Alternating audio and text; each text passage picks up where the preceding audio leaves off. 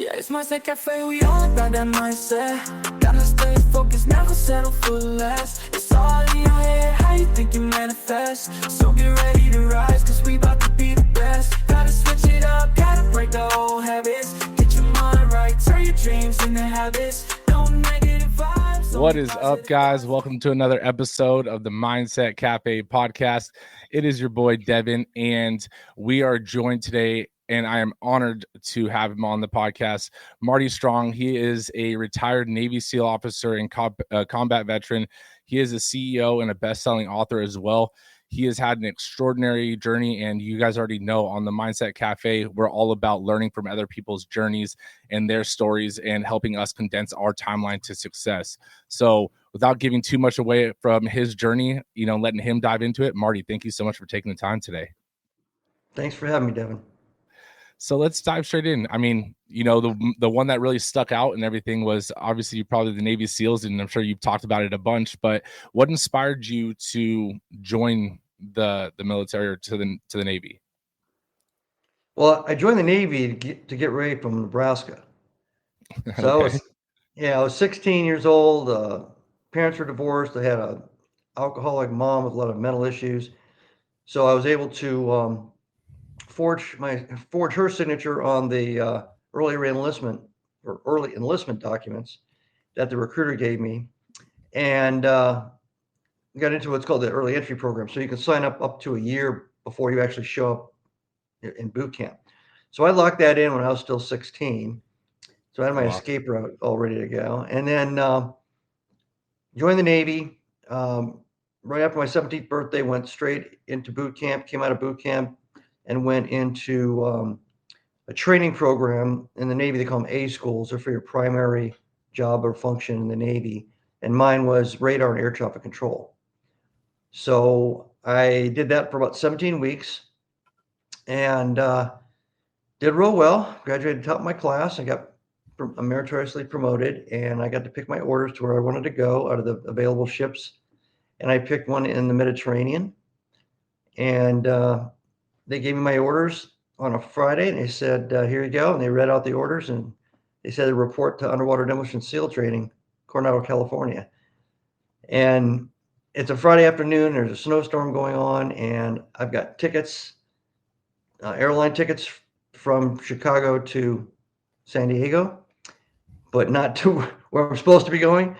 And I called my dad up at the airport, and he says, well, that's what they call them orders, son. So get there and find somebody, and they'll figure it all out. And what happened was I got there and I found somebody, and he talked me into volunteering for the SEALs. So that's how I got into it. That's awesome. I mean, that's a crazy story. I mean, it's so cool to meet people that are, veterans and have transitioned into the business world, and becoming entrepreneurs and authors and stuff. I mean, more so, some of the other names that, from that I've got to read and learn a little bit of their stories, like, the famous ones of David Goggins and, Jocko Willings and stuff, but there's so many more that are coming out now and that are telling their story. Right. And that's the cool thing is like getting to hear the stories and how it adapts into business and some of the things that you learn from the different branches of the military, but the mindset that you can transition over into business and into life and into your own personal development. Right. What was that transition point for you from the SEALs to, realizing that you wanted to get into the entrepreneurial space, or was there a time in between, after basically retiring from service? There wasn't any time in between. I had my back was messed up from a parachute accident. I was coming up on my 20th year. You can retire starting on your 20th anniversary, and so I figured out, I'm going to get out. I'm going to go to law school, become a lawyer. And then at the last second, I decided, no, I'm going to go interview with a bunch of financial services firms, and I got picked up to do that. So when I retired, I went straight into the money management business. And I had an undergraduate and a graduate degree in business, so I knew a little bit about it, but what I didn't know is I didn't know how to sell. And I didn't realize I had to go out and find my own clients. I had to convince people to open accounts with me and give me their life savings or the proceeds of their business sale or whatever it was, and to trust me, and it wasn't really so much about being or acting smart or having all the right answers, or it wasn't about math. It was about, do people trust you? When they look at you and they speak to you, they feel like you're going to take care of them and take care of their, their well, and sometimes very difficultly earned nest egg. So I didn't know that going into it, but anybody that's been in the military has been taught to lead, and for the most part, they've been taught to lead in a crisis situation. And when I say train, I mean, you do lots and lots of exercises and training where the training staff comes up and they hypothetically kill the person in charge, and the next person has to step up and keep doing the job. And that's become so much a part of the way you're raised in the military, especially in the special forces, special operations community, that it's just second nature that if somebody's stumbling, you're going to help them out. If somebody in charge needs help, you're going to step up and say, "What can I do for you?" So you're a really good follower, because you've had to play the role of leader, and you know how important it is to be a good follower.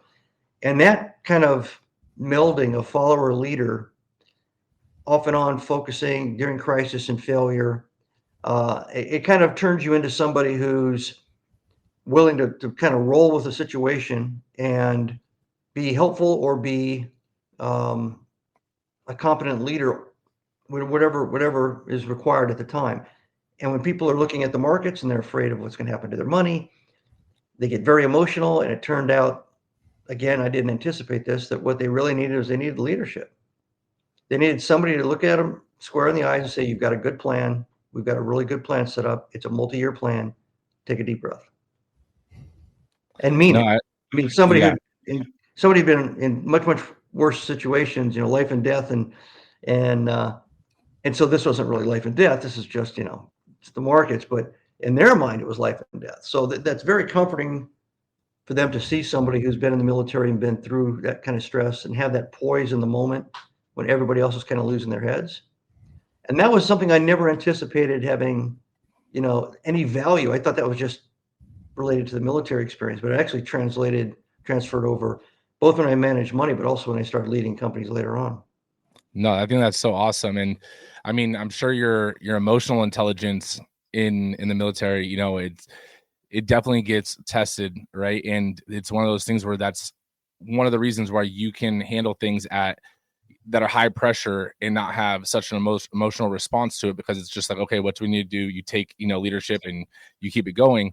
But one parallel that I just noticed, or just thought of when you were saying that, is there's a leader, and when you got replaced, like if you have to replace the leader, it's how well the military has created basically systems and processes for that position, right? If something happens, like the next person can take that role and take charge, because they already know to a degree the things that need to be done, how they need to be done, and that can transition really well into business, understanding that you have to create systems and processes that are simple enough that the next person can step into it, maybe not knowing every, cross T and every dotted I, but they can run that efficiently under the time being. Does that make sense?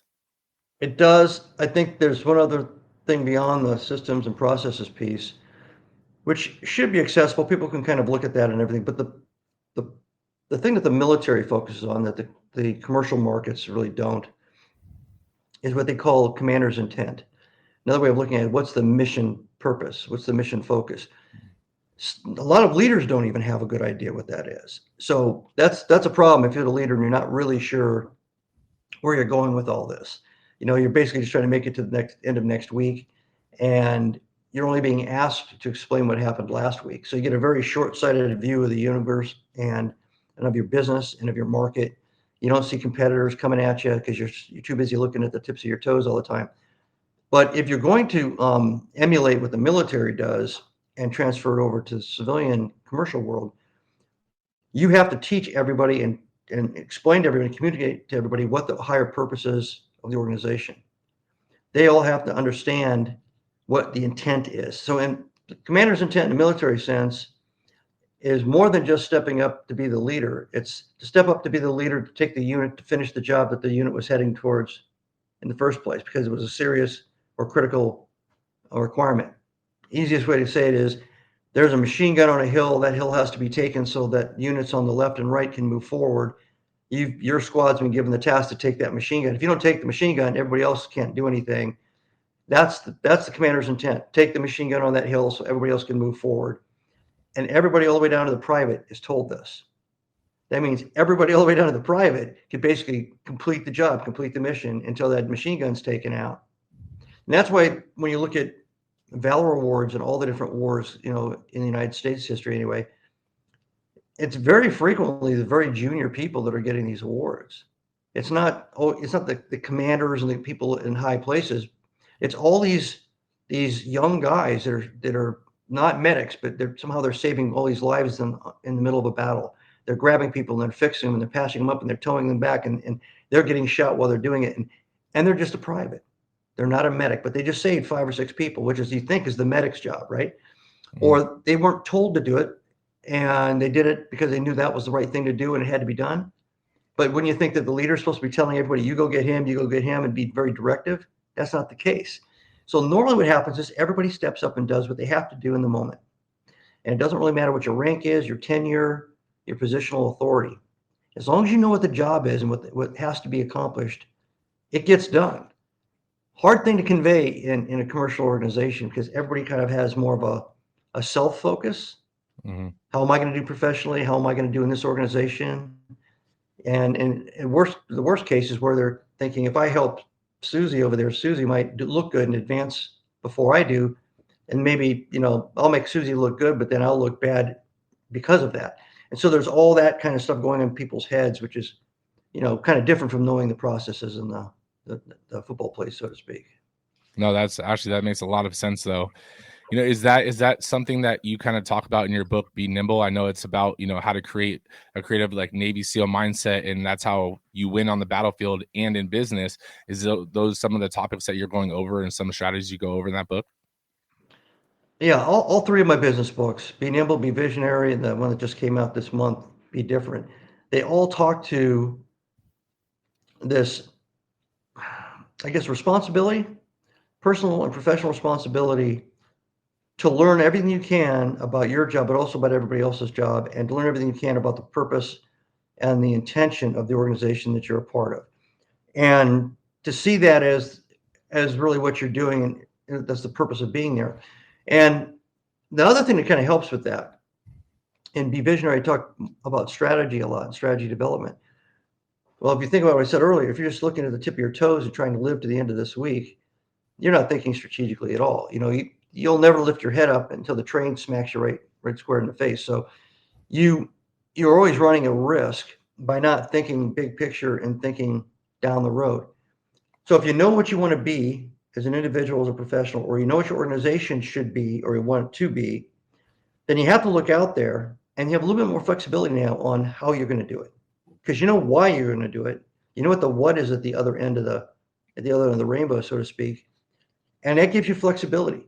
So if, as a metaphor or comparison, if you were trying to get to a store and you had to get some medicine for your sick mother, and if you didn't get the medicine within a certain amount of time, she was going to get a lot worse. And you start to go to the store the normal way and there's a car accident. Do you quit? Do you come back and say, sorry, Mom, it's the way it goes? No, if you can't back up, find another way around, which is another course of action, you eventually may get out of the car and start jogging towards the store. Or you call an Uber, or you wave somebody down and say, my mom's sick, I got to get to the store. You come up with anything and everything possible as a mechanical way to accomplish your task, to reach your objective and get it done. That's a mindset that is a military mission-focused mindset. It's a mindset that's related to that commander's intent concept that I mentioned. No, that makes a lot of sense. Now, something you mentioned earlier too, with that strategic, I guess more team focused versus individual focused from the military versus the business world. How would you suggest a CEO or a business owner start trying to lead their team in a way that they can cultivate essentially a community similar to the military, where it's basically mission based or project based driven versus, individuals just kind of looking out for themselves, if that makes sense. Yeah, it's I tell you what, I've been in commercial business for a long time, and even though I had a little bit of a leg up as far as the position I was in at the beginning, I was more in charge of a division as a VP, director than a VP. Eventually, I got a subsidiary company, but it was within a bigger company. So I started seeing all the things everybody reads about and sees in movies, the power plays and the personalities, and every so often you see that bright light, that person that was doing everything for the right reasons. And you wanted to learn from them, and you wanted to be close to that person because that felt like that was truth. And everything else seemed like everybody was just kind of in it for themselves. So I lived through all that kind of crucible of emotions and concerns about self-preservation, et cetera. But I think what's missing is that, and this is going to be difficult for anybody to emulate from the military, especially in special operations. They screen everybody in the basic course. So for SEALs, it's called Basic Underwater Demolition SEAL Training, or BUDS, in California. The Green Berets have a thing called the Qualification Course, or Q course. The MARSOC Marines have one. The Army Rangers have one. Everybody that's special, the British SAS, Australian SAS, they have a selection phase. And we don't do that in the commercial world, right? I mean, you don't have a 5 or 6 or 7 week period where you're putting them through all kinds of paces, like staying up all night, working through the weekends, living off half a pizza, running from job to job, jumping into project teams, and operating with very little sleep and with deadlines, and all of a sudden running out of money or running out of resources and trying to figure out how the heck we're going to do this.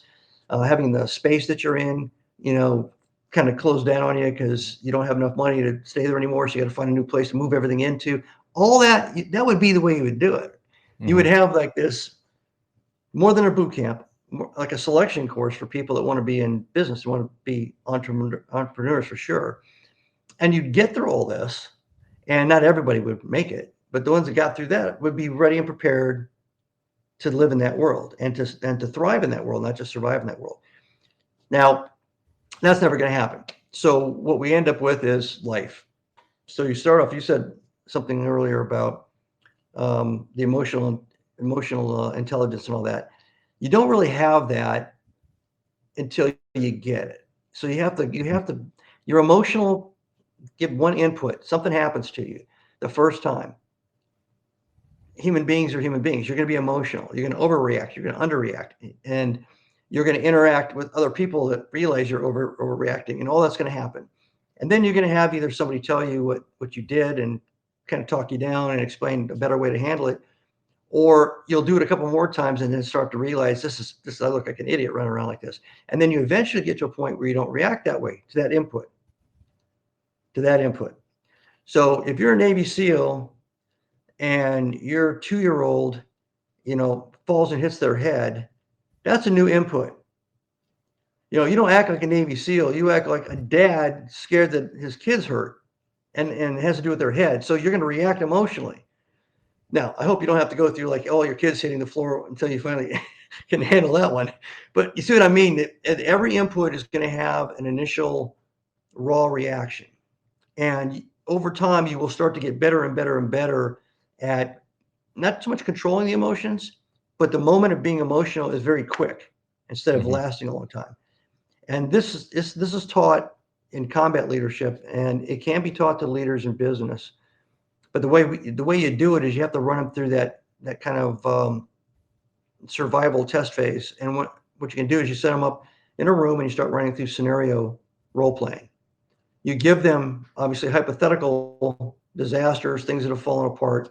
You've lost your top salesperson. You lost your number one supplier. You lost your number one client. And you give them 20 minutes to figure out how they're going to save the company, and you walk out. And you come back in, and they don't have to be leaders to have this training. They're like, what are we going to do?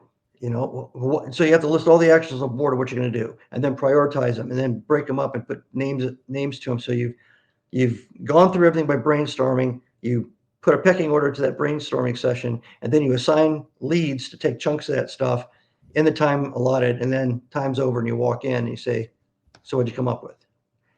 And what happens is everybody's emotions get fired up.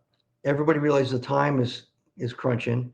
If you really want to jack it up, give them 2 hours and then walk in at about 55 minutes and say that we're only going to give you 10 more minutes and walk out again.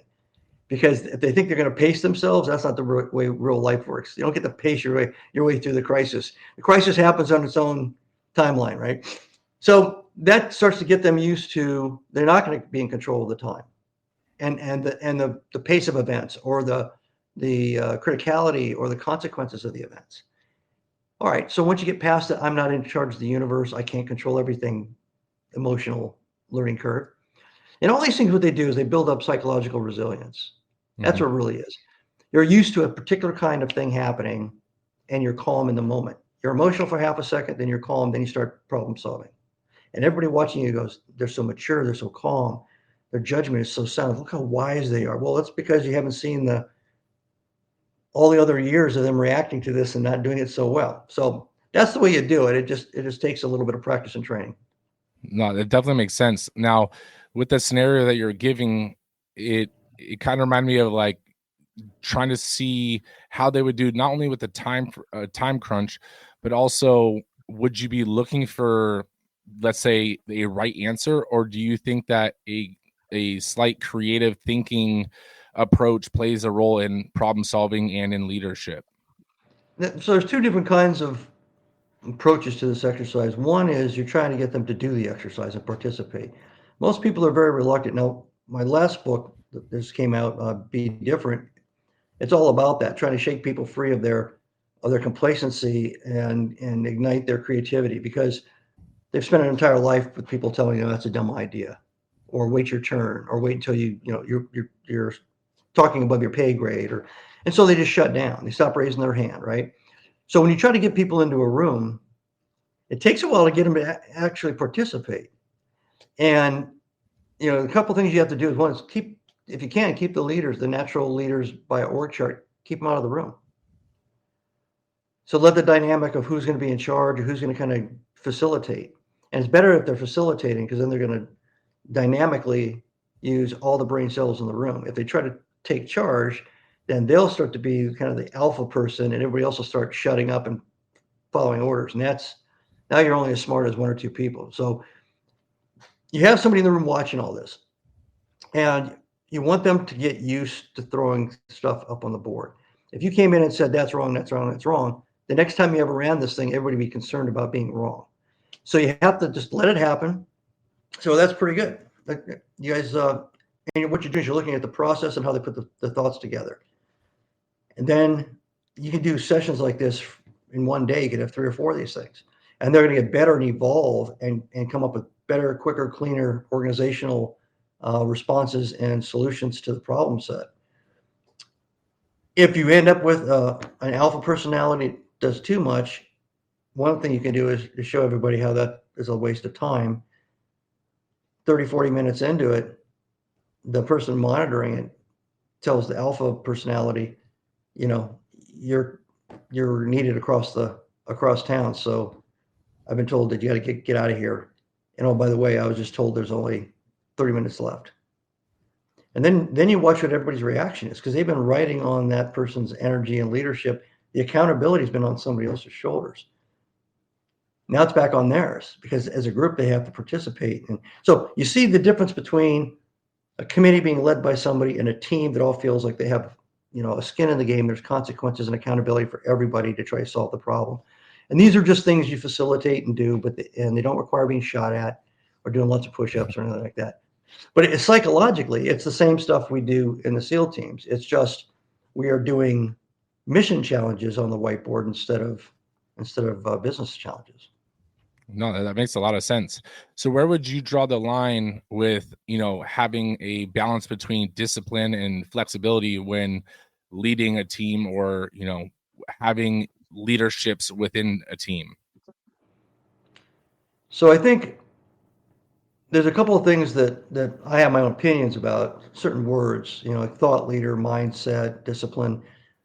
And so discipline, my perspective, discipline is what other people see when you have repeatedly conducted yourself and and performed a behavior to the point where it becomes a habit. Now, for you, it's a struggle to make the time to do this repeat action, whatever it is. For me, like writing a book, I have to sit down, I have to write the book, I have to write at least a paragraph a day. I got to get it done, got to get it done. So to me, that's a behavioral challenge. And then it becomes a habit and I don't even think about it. Other people, when they hear about it or they watch it, they think, wow, that guy's so disciplined. So discipline is kind of like everybody else's wrapper for what they're seeing you do. And what you're really seeing somebody do is making a difference in their lives, deciding to do something with purpose, changing their current behaviors, repeating it over and over again until it becomes a habit. That's really what discipline is.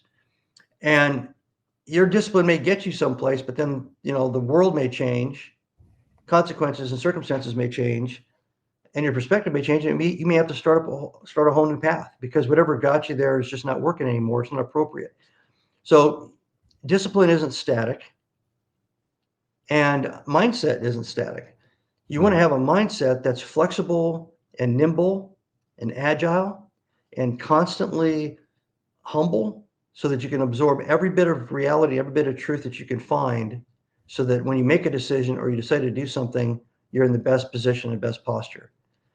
You don't want it to be something where I have a mindset that, Marty Strong at age 21 as a Navy SEAL second class petty officer decided it's my mindset. Well, that would make no sense because everything changes all the time. So the mindset, again, is something that other people look and see that person must have an incredible mindset because they seem to be so consistent. That's behavior. That's behavior, just like discipline. So to me, you want to have a more free spinning mind, and you want to have a structure of creating habits out of behaviors that get you from where you are to where you want to go. And you put those two together, you can roll with the punches. You can roll with what life throws at you. You never want to get static. No, it makes sense. So what do you think, in your own words, your own opinion, what separates a good leader from maybe the great ones? I think the first thing is a strong sense of accountability. We have a lot of this in the news today. If somebody was being beaten on the side of the road and people, and let's say physically fit men in their 30s just kept walking by and didn't do anything, that's because they don't have a sense of accountability for anything in the social sphere. They only feel accountable for what's going on in their lives. You go back 60 years and somebody would have stepped up and tried to break it up, stop what was going on. Because years and years and years ago, people were taught that you're accountable socially. You can't walk past somebody who's in pain. You can't walk past somebody who's being hurt or being threatened. And that was just the way everybody was raised. And so it became a habit, and it became a part of you. And that accountability was there. So I think when in the military, you're trying to explain to everybody that you're accountable as the leader, even if you're not the full-time leader because you had to jump into a spot in an emergency. But once you're in that spot, from the training that it requires accountability. People that can't grasp the accountability part have a really hard time being good leaders because they're thinking more about something else than the people they're leading and the well-being of the people they're leading or the organizations they're leading. Otherwise, they'd be fully accountable. They'd say, whatever happens is on me. And if Joe is not doing well at his job because he's not getting any training or mentoring, and I'm in charge of the company, that's on me, right? I may not be directly in charge of Joe, but if I hear about it or learn about it, it's part of my system. It's part of my organizational culture, and I'm responsible ultimately for that. Those kinds of leaders are great leaders. They find ways to get down the road to the mission. They find the way to get to that intentional location on the horizon, and they don't drag everybody kicking and screaming, and they don't burn everybody out to get there because they're accountable for all of it. They're accountable for the mind, the state of mind of their employees, for the financial well-being of the company, for the quality of the products or services they're delivering, for the user experience of their customers and clients. So if you think about accountability that way, it's really hard to be a jerk and be a bad leader if you're that accountable. Now you may not have all the skills to be perfect at executing everything, but if you don't have that accountability gene going on, you're never going to be a great leader. That's for sure. No, I think that's so on point. Great leaders, I would agree that they're accountable for themselves, their systems, their processes, their team, but they also, any lack or any basically weakness in that chain, they take accountability as well. I mean, they fix it and they help explain what's wrong and hold their team accountable as well, but ultimately they don't shift blame, right? They're like, that that's on me. Maybe I didn't explain it well enough to you. How can I help you succeed, right? So I think that's so awesome that you kind of went into that. I want to transition a little bit because I know you have written a bunch of books, and which I think is so cool. So what drove you to get into writing novels and business books? I've always liked writing. I don't know why. Maybe because I read so much when I was a kid. I mean, I had nonstop books in my hands. I'd finish one, start another one. It's like a chain smoking person, I always had a book somewhere close by. And as I got older, I always had books staged everywhere.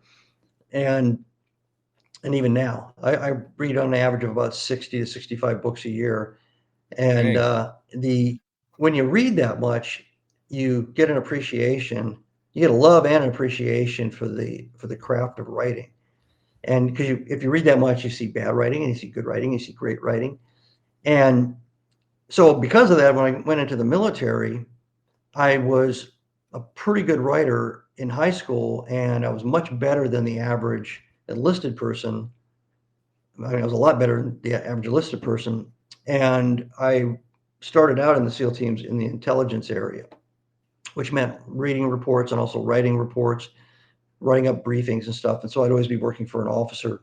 And the more I did it, the better I got. And the better I got, the more I was asked to do it. And I was also pretty good at drawing. My father was an artist. So back in those days, you had to draw all these things on charts freehand and topography of the target area and all that stuff. And so I got really good at communicating SEAL mission information and various options to execute the mission all through the medium of writing and the medium of art. So military writing is very stilted, very technical. There's not a whole lot of character development or any of that kind of stuff, and nothing but the facts. So, but the practice and having senior officers, even when I became an officer halfway through my 20 years, having senior officers look at all your writing and critique you and worse than any English teacher, send you back until you had it right. You got to a point where you became very good at reviewing your own work and very good at making sure that the points and the thoughts and the themes were clear and focused and kind of punched through. There's no junk around it. Fast forward, I decided that I wanted to write a novel. This is a little bit later in life when I had some more time on my hands. So I decided to write a sci-fi novel, a time travel novel. And when I finished writing that, I said, okay, I'm going to give all the proceeds of this thing, because I knew it was going to be worth millions and millions of dollars. I'm kidding. I'm going to give all the proceeds of this novel to the SEAL Veterans Foundation, to the programs they have for PTSD and traumatic brain injury. And I went to the association, said, that's what I'm going to do. And they said, great.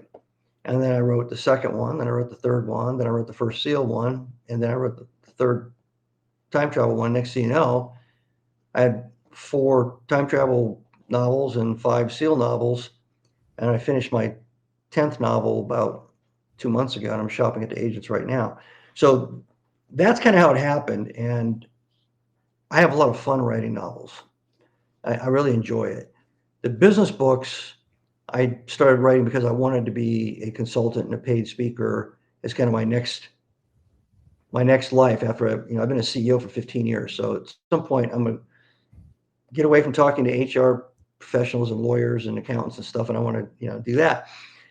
And that's why I wrote Be Nimble. And that's why I kept kind of writing. And I do speaking, and I do consulting and mentoring and all that type of stuff.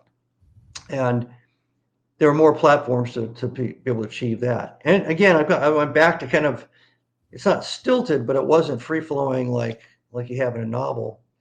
And especially if it's a novel like a science fiction novel, I can have you turn around a corner, and somebody hits you with a ray gun, and you turn into an elephant. I mean, I can do anything in science fiction. So so I didn't have the pressure was off. That's why I started with science fiction. I thought I'm not going to be fact checked on this, And then I wrote the first SEAL book. I thought, oh, I'm going to be fact checked on this for sure. And then I had to do all the research, which is not the fun part, but you have to do it if you're going to write about anything that's real. So, yeah, that's how I ended up kind of getting into it, and I haven't stopped. No, I mean, that's so awesome, and I commend you for that, because I mean, I think that me personally, I'm not a science fiction person. I like biographies, autobiographies, but then also like the business books. Like I read literally a textbook on psychology just because that's what I was interested in the moment. So I feel like you're gonna have those audiences from both genres. How do you feel like your response has been from both the business side and the business genre or audience, and then from like the science fiction time travel audience? I'll tell you what, I'm really surprised and humbled well, so I had to put this in the agent stuff I'm setting up for this 10th novel, and I've got over 600 4 and 5-star reviews on Amazon for the other 9 novels. I think I've got like 6 or 7 that are 3 stars or less. And the only one star I have is somebody thought that my first SEAL book was a nonfiction book about the SEAL teams, and was pissed off and said something like, "I thought this was nonfiction and it was a real stuff," and he gave me 1 star. So that's pretty good. I mean, I was pretty happy with that. And just the other day, I got a comment from somebody that had started reading Be Different, this 3rd business book, and said, "I'm about 2 or 3 chapters in it. It's phenomenal."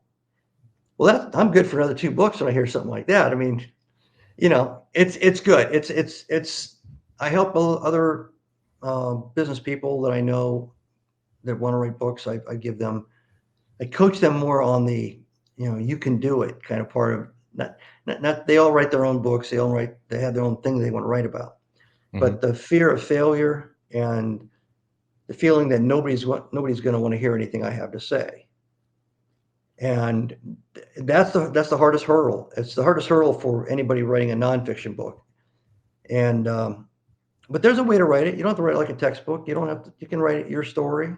You can do it like a biography and string together, have every chapter be about you. And when you learn this lesson, learn that lesson, like we were talking about, the first time that one input came at you and you freaked out and all that, you can make that a story. You can do almost anything. And there are people out there that want to hear honest, true renditions of how people that have become successful started out, because that gives you not so much hope, but it gives you a kind of a guide to, you don't start on top of the game. You start and you do the work, and you put in the time, and you suffer failure, and you get past the failure, and you learn from it. You get stronger and stronger and stronger and stronger, and more adaptable and more flexible and stronger and more humble, therefore more open, and then smarter, and then wisdom comes in. And it takes a while. You start off an apprentice and everything, you're starting off for new. It's okay. Being an apprentice is okay. Nobody's expecting anything out of you. That's the good thing. No, that's awesome. No, I think it's so true though. You have to, what people don't realize, or at least with social media and everything, people think that entrepreneurship or starting a business is, all unicorns and rainbows, when you're going to be forged by the fire, to some degree, right? And it's like the books that you've written, like those kind of books, I like those because what may seem like common knowledge or common sense to you because you've done it and lived it for so many years, it's not common sense to everyone. It's only common to you because you know it, right? So once you start, once someone like you writes that first book and gets over that fear of, what do I have to say, that they should already know this, or they might already know this, that I don't want to just put it down. Those are the things that, really stick out to people, because you have a different perspective on maybe a situation, maybe an obstacle they're facing in their life. And those are the ones that really become, in my opinion, the most relatable, especially into the entrepreneurial space. So I think that's so awesome that you, took that leap and got into that. even though, you know, you can go into, you know, all into science fiction and have fun with the ray guns and everything like that, but you're able to, you know, also split your time, right? You can do the ones that are fun, you do the ones that are more serious, that are going to kind of align with where you want to go and pivot on your next phase of life. But, you know, you're able to do both, and that's something that is also really unique. So I do commend you for that. That is Well, awesome. thanks. Yeah, I am. I So have been alternating them now for a couple of years, which, yeah, because what happens is you get to the end of the novel writing, and you're starting to get kind of this itch in the back of your brain that ideas are flying around for another, you know, more serious book, and vice versa. You get to the end of editing third or fourth um, draft of the serious business book, and now you start getting an itch for putting the story together. And I think if I just pounded them out in a row, I would it would get stale and old. and in your opinion, it would probably be starting to get repetitive, you know, because you're stuck on the idea versus letting your mind be able to shift off of serious to fun to serious to fun and get your updated, you know, view on a perspective or you know, an angle on an issue, right? Yeah. But one thing before we kind of wrap up a little bit, I like to ask people, right? You have a legacy wall, the Marty Strong legacy wall, and on this wall, it could be any message that you want to leave for the up and coming generations. What would that message be? Life is full of opportunities, but it's also full of failure to achieve those opportunities. Never quit. Never ever quit. Shoot for it, jump through the hoop, try it, fight for it. If you fail, dust yourself off, look around for another opportunity and attack it and do the same thing over again. And they're never going to end. You're 75 years old, you could still be doing that. There's no age attached to any of this. You don't have to have done it right out of high school, right out of college, or it's just look around and you see it. Whether it's marrying the person you just fell in love with, or taking a job you think probably doesn't make sense, but you really think that's a great challenge for you, just go for it. No, that's awesome. Where can people connect with you and learn more about what you have going on, and definitely, you know, get some of those books? Yeah, it's simple. Let's go to martystrong.com. I've Okay. got all my speaking programs are there. There's access to all the books, hyperlinks to Amazon, etc. And martystrong.com. Well, perfect. I'll be putting that in the show notes, guys. If you guys are listening, check out his books. Honestly, there are some cool topics. I have already looked them over, and I'm already getting me some as well. Make sure you guys share this episode with a friend, right? Leave us that 5-star review. But more importantly, Marty, thank you so much for taking the time to drop some knowledge for the audience. Yeah, my pleasure, Devin. No negative vibes, only positive thoughts. Just in the game of life, mindset calls the shots. Got my mind on the prize, I can't be